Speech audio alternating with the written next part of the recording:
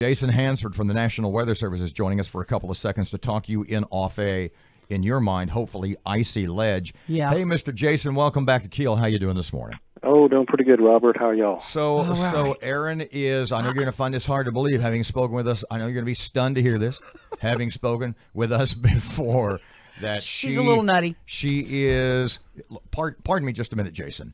Don't refer to yourself in the third person. Oh, I shouldn't do when that you about say her? She's nutty. Yeah, that crazy McCarty woman. Is it going to be icy, sleety tonight, Jason?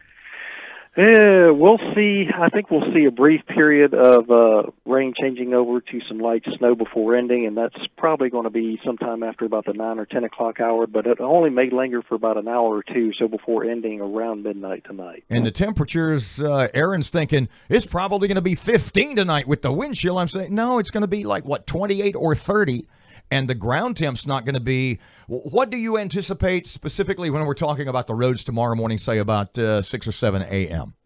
That's going to be kind of tricky there, Robert, because of the fact that, while the snow, if we do see snow here later on this evening, temperatures will remain above freezing. So unless we get a heavy burst of snow, brief or so, I think no more than a dusting is expected or so. But again, we're going to be climbing into the mid-60s here this afternoon. So our soil temperatures are fairly warm in the mid and upper 50s there. So pardon me just a second. Professor Hans, would you repeat that for Erin so that she will remove the mucklucks from wherever you wear mucklucks and come in off the ledge?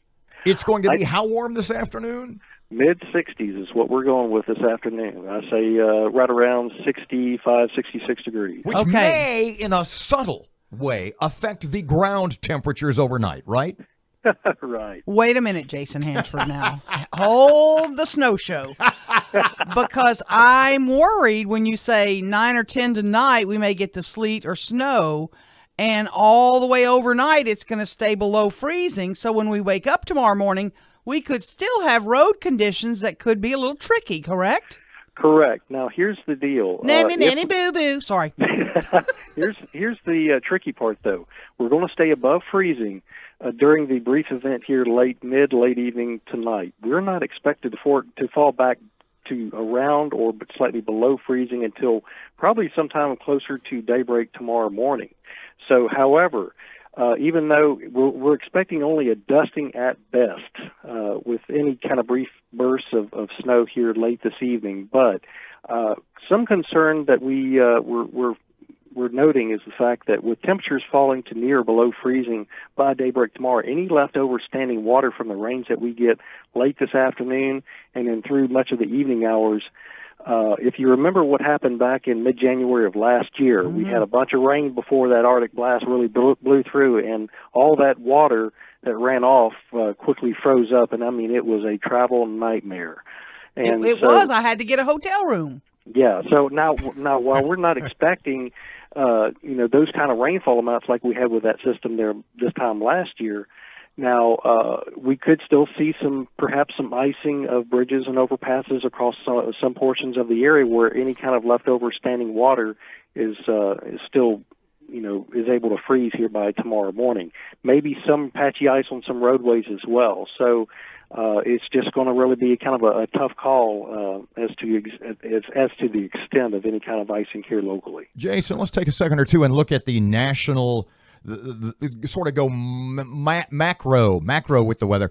Was it the Volar Vortex? Is that what the? Oh no, Polar Vortex. See, here's the deal. We have three friends who used to work here with us. One in Michigan, one in Iowa. Northern Iowa, and one who just moved to Minnesota. And we saw that the highs for on Wednesday are supposed to be 20 below zero. Highs. Is that legit? What's the rest of the country looking at, especially the Midwest and the upper Midwest?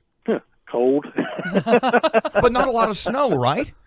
Not really a whole lot of snow here. It's just, again, this is some of the coldest air, well, certainly the coldest air so far this winter. In fact, I was looking, a friend of mine had posted to Facebook there yesterday, up around the Chicago area. They could see near historic lowest wind chill values of in excess or colder than 50 below zero.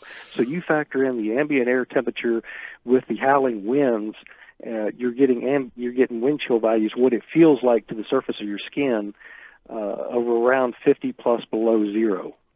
Okay, get your crystal ball out, Jason. If we call you this time tomorrow morning, what do you anticipate all the school buses and people are dealing with? He won't have been able to make it to work because of the inclement weather. Oh, hush. Sorry. What are your best guess? Now, that's not going to be my call. That's going to be up to the Caddo-Bossier Parish schools.